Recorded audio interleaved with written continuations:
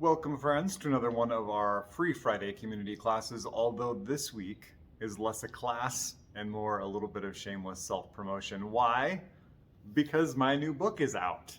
This is part two, and it was just released from Aeon Publishing in London. Very excited, and so I figured we would spend some time this week talking about the book and hopefully inspiring you to pick up a copy from your local bookseller or wherever you get books. I know that for folks in the UK, this is going to be easier to get right now. For folks here in the States, some of the online booksellers are already in back order, so just order a copy and it'll kind of show up when it shows up, but it shouldn't be too long. For folks who are local to where I am, I've got some in stock now, so I'd be happy to take care of you. So, the Green Arte, the craft of the Herbwise. A couple things that I want to talk about this book before we get started. First is the cover. I'm going to put a nicer photo here. This cover was designed, drawn by Charlotte Pili, who used to live here, now is somewhere a little bit more tropical, and it is just incredible. She did such a beautiful job on this and has done other artwork pieces for the shop before, and I really felt like her style would be such a beautiful fit for the feel of this book. So have to begin with big props to her. Second, the folks who took time to read really early versions of this book and give feedback and work with the publishers, Aeon, to do the little blurbs on the back. So there's one from Coby Michael, who is an incredible plant spirit worker and occult herbalist and poison path practitioner. Coby wrote an incredible book called The Poison Path Herbal and just does tons of amazing product and classes and stuff online. So if you're interested in that, Coby Michael is the guy to see. He also puts together the Botanica Obscura conference in spring, which I will be part of this year. And it is online and it's a week long, and it's an incredible way to connect with this kind of information and learn from wherever you may be. There's also a blurb from Ash William Mills, who is an incredible teacher and practitioner in Scotland. He wrote the Black Book of Isabel Gowdy and continues to do just really inspirational things around craft and around Scottish lore and pagan lore, and is just an all-around good guy. So I'm really fortunate to have his words. And then last but very much not least, Vrylak Faemanna, who is a friend of mine from Mexico City, and I felt like having her voice in this book was so important. As a vegetalista and a practitioner of plant spirit work, I have learned so much from her and been so inspired by her. And if you don't follow her online, please do that. I'm going to put links to all of these folks down in the information below. So please go stalk them, learn about them, support them, take their classes, buy their books, all that stuff. So the Green Arte. I'm going to put some B-roll up and read you an entire chapter from this book. It's very short, it's 2 pages. And this is the first chapter, entitled The Green Arte, and it gives you just a little bit of overview about what to expect from the book. In this book, I hope to call you into the primordial forest, that mystical realm that holds the root of our plant spirit work. From there, you will be guided into deep and personal allyships with the mighty green spirits and led into the arts of magic, medicine, ritual, and harmony, and will be called into the sacred grove, where the rites of our art have been performed since time immemorial. The Green Arte is a path offering that leads to the heart of the wild green realm. Through flights of spirit, green magic, herbal medicine, following the tides, vegetal rituals, and direct teachings from the verdant ones themselves, we stepped into harmony with nature and engaged with a world of beauty. Plants have forever been at the core of our spiritual traditions. They show up in our greatest lore, our wildest legends, and in our most vivid dreams. There is no more constant a theme in spiritual endeavors from ancient times to the modern day than spirit work, and no work therein more prevalent than that of the plants. When we search for the commonalities and constants that link us to our ancestors, time and time again it comes back to the verdant spirits of the green realm. The green art is a living path working, which evolves and adapts in the hands of each human person who holds it. The wisdom of this path comes from the plant spirits and evergreen deities themselves, surviving plant lore and heroic legend, and the threads of commonality we see throughout the magical medicinal ways across many lands, in this case, those of my ancestral lineage. It is by no means part of some unbroken ancient tradition stretching back into the annals of time, but is rather a revivification of plant spirit work, whose deep roots have never been severed. The way I experience it, plant spirit work is a green flame that stretches from our first forays into mysticism into the current moment. While the information shared here isn't reconstruction, it is a reconnection to a verdant path that has always been and will always be. I consider the green art to be just that, an art, because it requires creative input. It is through study, practice, dedication, and the eventual attainment of skill that this path comes alive and becomes all that it can be.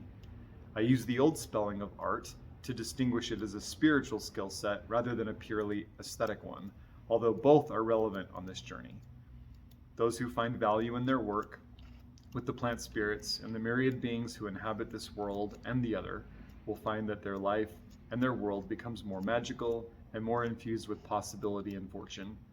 Profound exploration of the primeval realm of the plant spirits will reveal a boundless space to learn, share, and grow. Through these ventures, we can become providers for our communities, just as wise village folk were in ages past. Traveling on their behalf, we can conjure up the magic, medicine, ritual, and harmony to make our world a more beautiful place to be. No matter how far you travel down this emerald path, you are sure to find great blessings in all of your connections with the plant spirits.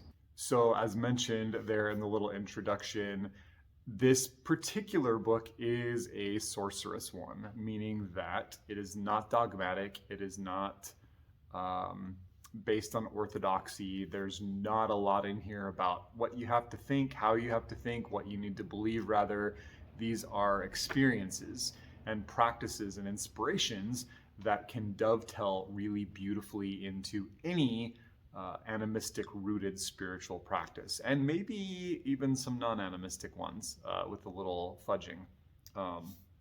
So this particular book has been important to me because there is a lot written on other aspects of my spiritual path, the stuff that I do and the stuff that I embody, but there's very little written about what plant spirit work looks like in a sorceress way, what it looks like in practice, what it looks like for people like myself who are in this world professionally as what I do and show up for my community, and of course what is my passion.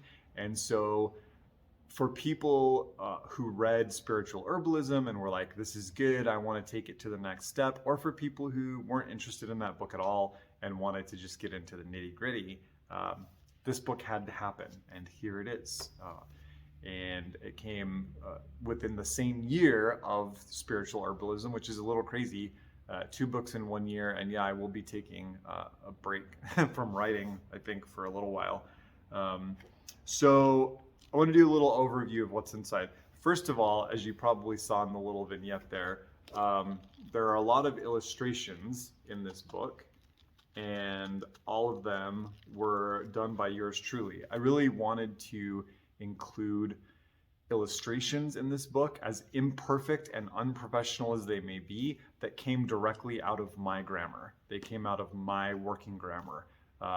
Some of them are literally doodles, but they reflect the information really well and were drawn at the time that the information was received or inspired.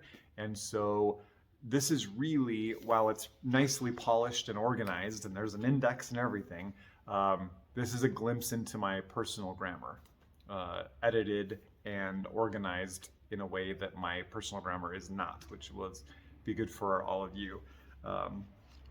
And so lots of drawings and lots of how-tos, and if we look at the contents in here somewhere,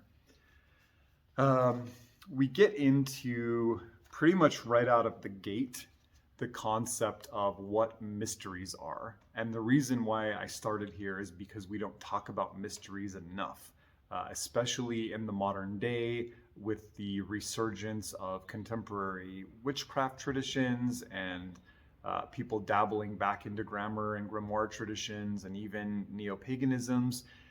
People want everything right now. There's not really a willingness to work and sacrifice and do the austerities even that are required to gain access into the deeper mysteries. So I start the book preparing the reader for the fact that this is a book that points to mysteries. This is not a, by the end of this, you'll be a master of anything or know everything. No, no, no.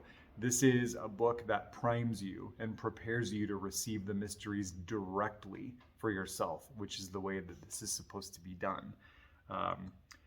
From the mysteries, we talk about initiations and what it means to be transformed as a person because of the work, that who you are when you enter the ritual, the plant spirit work, is a different person than who you are when you leave, right? So from there, we talk about relationships and the fact that relationships and sacred reciprocity are at the root of all of this work, that we are not falling into the chasm of ceremonial magic where the idea is to manipulate or trap or bind plant spirits. No.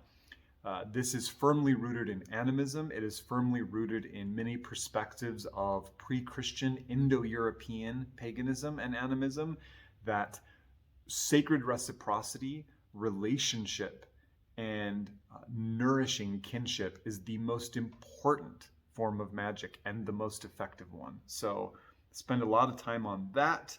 We look at lore. We look at how to read lore, whether it's the lore of the various Indo-European cultures or lore of your own particular culture or ethnic traditions, and how to extract some of the secrets that plant spirit workers may have planted in the lore, which is really fun. We do some exploration of breath work and how to use the breath as a way to enter into alignment or attunement with the green realm, the plant spirits. There's some stuff in here on energy work and working with the presence of plant spirits to create healing and harmony within yourself. Then we get into the green realm itself, what the world of the plant spirits is like from my perspective, and how as humans inhabiting a very human world, we can interface with that world and make a relationship with it.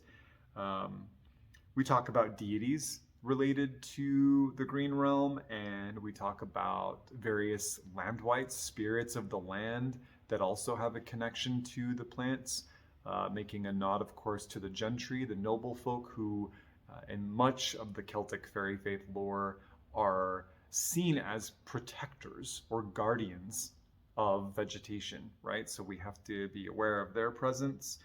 From there, the book gets in. We get in, and we get in fast. There's not a lot of hand-holding here, but this book is appropriate for people of all levels. It gives you just enough of what you need to get the job done so that the experience is yours versus just my voice in your head, right? And there's a huge difference. This is how mysteries need to be learned, is through experience, not through being told, right? So when we look at ancient mystery traditions, we find that rather than people being talked at, situations are set up that foster a person having a personal experience. And then the mystery, pow, is revealed. So the last, the last 2/3 of the book is really orthopraxy. It's praxis.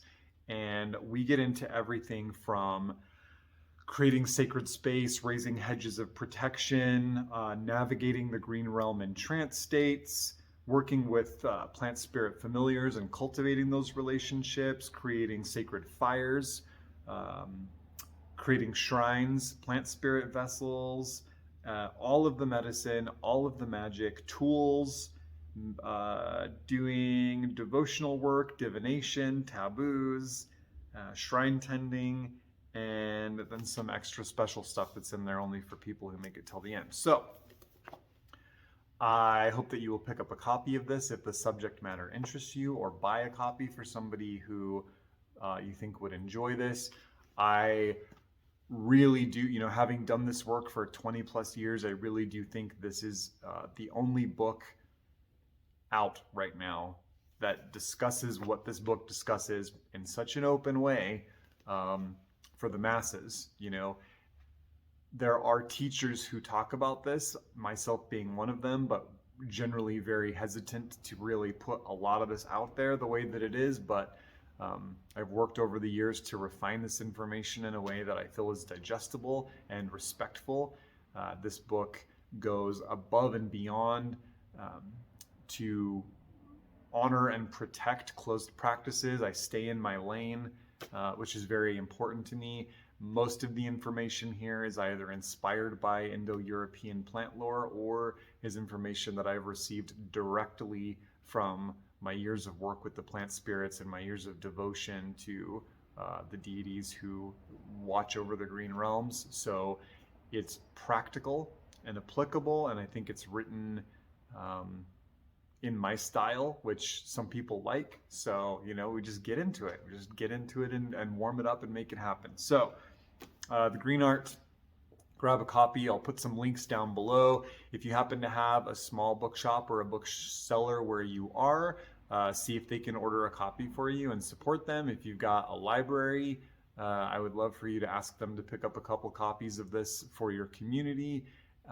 If you can afford to buy a copy for a friend, that would be awesome. And of course, please review wherever you can, because that helps. And if you get a copy, let me know what you think. Let's talk about it. I love to dialogue about this material. If you run into any snags or really cool things happen, send me a DM or an email. We'll chat. So thank you so much for supporting my work. Allowing me to do stuff like this is because of you all. So thank you so much. I'm indebted, and I look forward to seeing you next time.